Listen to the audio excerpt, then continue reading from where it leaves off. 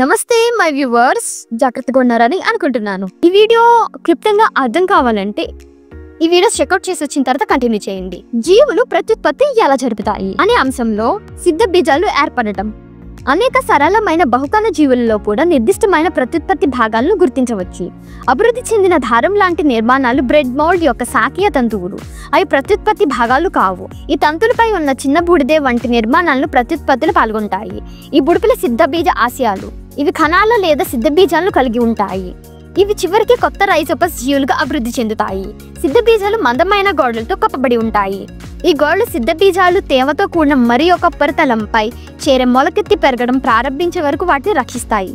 ఇప్పటి వరకు మనం చర్చించిన అన్ని రకాల ప్రత్యుత్పత్తి విధానాలు అనేక కొత్త తరాలకి ఒకే జీవిని ఉత్పన్నమవడానికి వీలు కల్పిస్తాయి. దీనినే అలైంగిక ప్రత్యుత్పత్తి అంటారు. ఈ వీడియో ఇంకా కొంతమందికి రికమెండ్ అవడం కోసం ఒక లైక్ చేయండి. మీ ఫ్రెండ్స్ కి ఈ వీడియో ఎంత మాత్రం యూజ్ అయినా షేర్ చేయండి. లైంగిక ప్రత్యుత్పత్తి ఒక కొత్త తరం ఉత్పత్తికి రెండు జీవుల ప్రమేయంపై ఆధారపడి ప్రత్యుత్పత్తి పద్ధతులు కూడా మనకు సుపరిచయమే.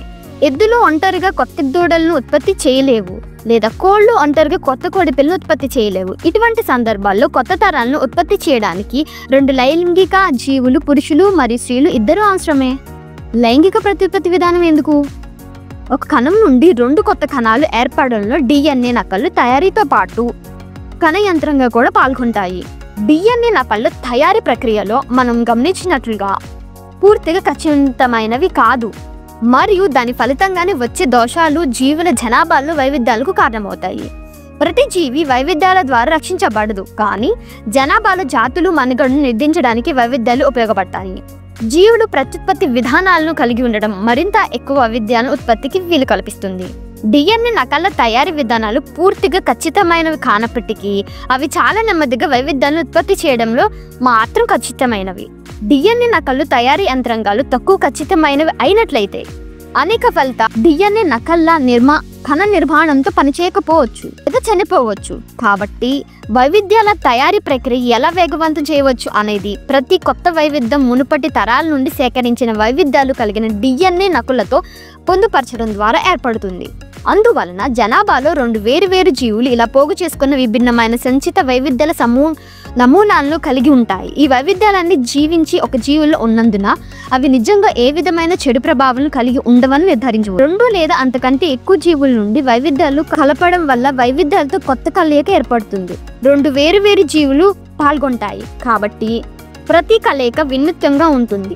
లైంగిక ప్రత్యుత్పత్తిలో రెండు వేరు జీవుల నుండి DNAను కలిపే ప్రక్రియ పొందుపరచబడి ఉంటుంది, కానీ ఇది పెద్ద సమస్యను సృష్టిస్తుంది. ప్రతి కొత్త తరం వాటిని సృష్టించిన రెండు జీవులు DNA నకళ్ళ కలయిక అనుకున్నట్లయితే ప్రతి కొత్త తరం మునుపటి తరం వద్ద ఉన్న DNA కన్నా రెట్టింపు మొత్తాన్ని కలిగి ఉండాలి.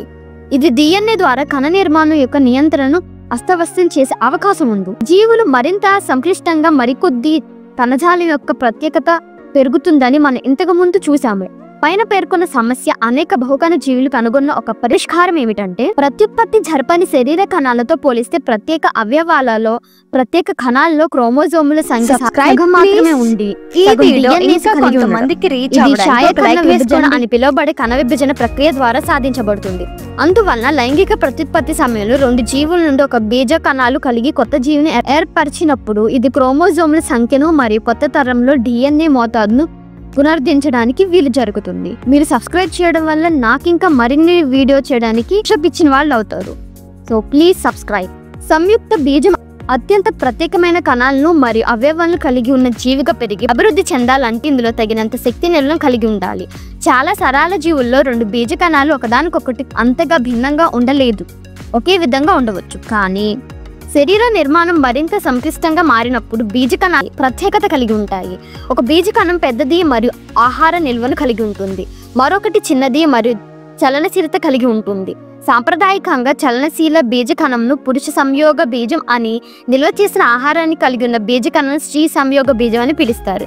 ఈ రెండు విభిన్న రకాలు బీజకణం ఉత్పత్తి చేయవలసిన అవసరం పురుష స్త్రీ ప్రత్యుత్పత్తి అవయవాలలో తేడాలకు కొన్ని సందర్భాల్లో పురుష మరియు స్త్రీలను శరీరము తేడాలు ఎలా దారితీస్తుందో మనం తర్వాత విభాగంలో చూసుకుందాం. Thanks for watching.